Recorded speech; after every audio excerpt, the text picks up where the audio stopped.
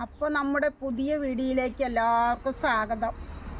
ഇന്ന് നമ്മളെ സിമ്പിളായി വേഗം നമുക്ക് വെക്കാൻ പറ്റിയ ഒരു കറിയാണ്. അപ്പോൾ നമ്മളിന്ന് ഉണ്ടാക്കാൻ പോണതേ ഉലുവപ്പുളിയാണ്. നമ്മുടെ വീട്ടിൽ എന്തായാലും ഉലുവ ഉണ്ടാവില്ലേ, ഉലുവും കടുകും വെളിച്ചെണ്ണയും ഇല്ലാണ്ടിരിക്കില്ലല്ലോ.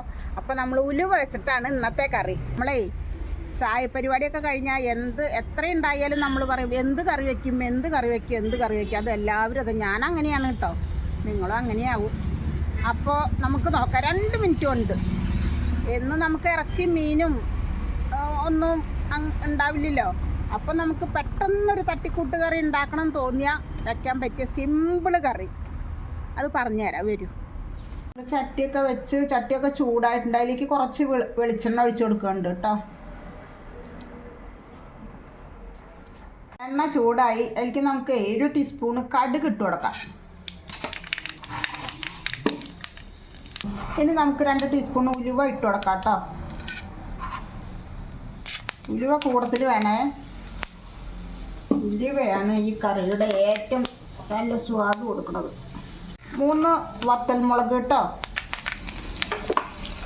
2 തണ്ട് കരിവേപ്പില, 1 ടീസ്പൂണ് മുളകും പൊടി ഇടണ്ടേ. 1 ടീസ്പൂണ് മഞ്ഞൾപ്പൊടി,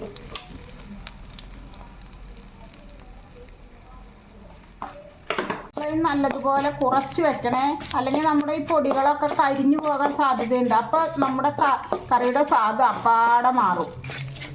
നമ്മളിതാ ഒരു ചെറുനാരങ്ങ വലിപ്പത്തിൽ പുളി എടുത്തിട്ടുണ്ട്. അതിനി ഇതിലേക്ക് കലക്കി ഒഴിക്കുക, പിഴിഞ്ഞൊഴിക്കുക കേട്ടോ.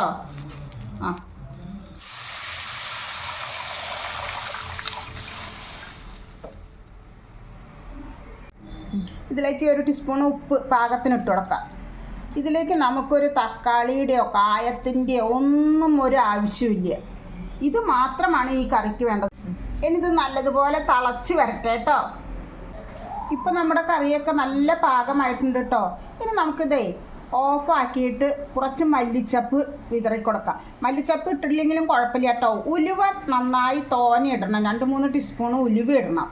ഇനി കുറച്ച് മല്ലിച്ചപ്പ് ഇട്ട് കൊടുക്കാം നമുക്ക് കേട്ടോ. മല്ലിച്ചപ്പ് ഇല്ലെങ്കിലും കുഴപ്പമൊന്നുമില്ല, പക്ഷെ ഞാൻ ഇത്തിരി മല്ലിച്ചപ്പ് ഇടുന്നുണ്ട്.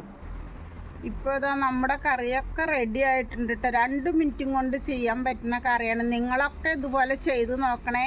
നമ്മുടെ വീഡിയോ ഇഷ്ടപ്പെട്ടെങ്കിൽ സപ്പോർട്ട് ചെയ്യണേ. അടുത്ത വീഡിയോയുമായി വീണ്ടും കാണാം.